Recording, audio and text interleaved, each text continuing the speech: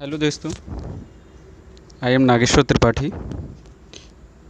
Now today we'll take up the concluding part in this chapter's ecosystem in 12th class, and in this will be dealing topic ecological pyramid.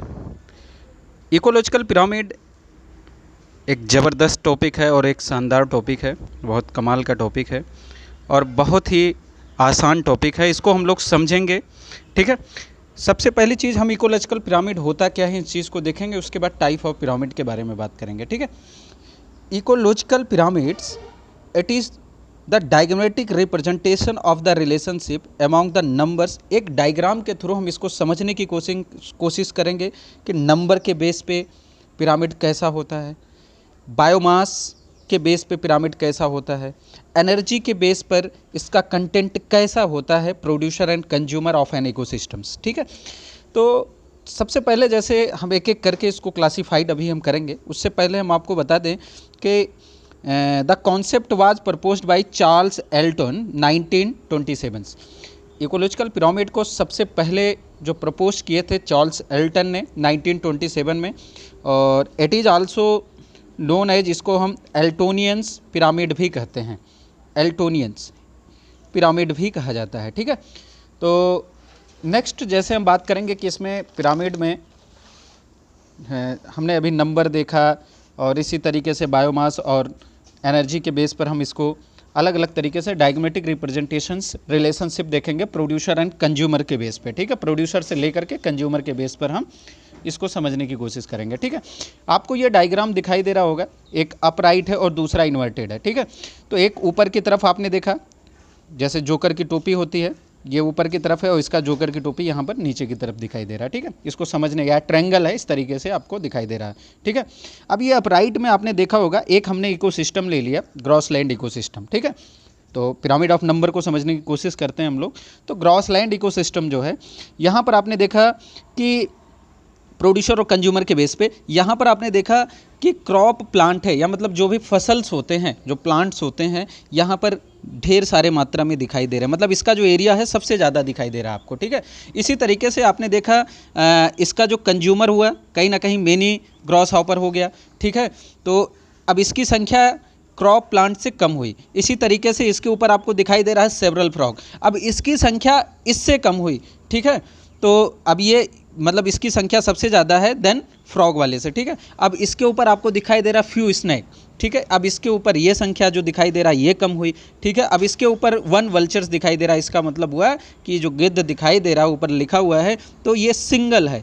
तो इस तरीके से producer और consumer के base पर यहाँ पर ग्रासलैंड इकोसिस्टम, तो संख्या के बेस पर इसको क्लासिफाइड किया गया है. ठीक है, इसी तरीके से इन्वर्टेड में हम बात करें तो यहाँ पर भी आपने देखा कि न्यूमरस पैरासाइट सबसे ज़्यादा दिखाई दे रहा है. ठीक है, और पैरासाइट्स बर्ड के ऊपर है. ठीक है, बर्ड को खाने वाला है. ठीक है, तो इसकी संख्या उससे कम हुआ. फिर उसके बाद सिंगल ट्री आपको दिखाई दे रहा है, यहाँ पर एक ट्री दिखाई दे रहा है क्योंकि बर्ड बहुत सारे इसके ऊपर दिखाई दे रहे हैं. तो इन्वर्टेड के बेस पर हम tree ecosystem only in some ecosystem के थ्रू समझे हैं. ठीक है, इसी तरीके से हम पिरामिड ऑफ बायोमास, बायो का मतलब होता है लाइफ. ठीक है, और मास का मतलब होता है वेट.